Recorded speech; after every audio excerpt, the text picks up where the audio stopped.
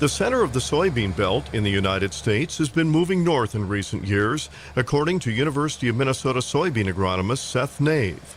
Now both corn and soybeans are being grown in northern Minnesota, the Dakotas, and even parts of Canada, and the growth has been substantial.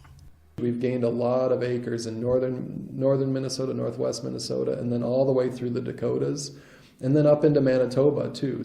Why have farmers in the northern areas been growing more soybeans? Nave says there are several reasons. It's mostly replacement of small grains acreage, and corn has really followed along with soybean in the more recent years.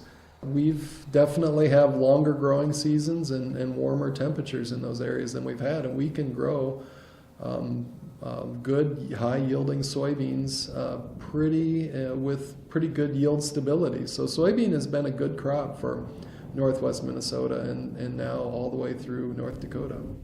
With the growth of acreage of soybeans into the northern regions, there have been quality challenges. What we're doing is we're trying to identify other value propositions within these low-protein soybeans. And we've identified some things that are important. For instance, these lower protein soybeans tend to be enriched in some of the amino acids that are essential for animal use. And so although the protein's lower, that protein has a little bit higher value to the end users.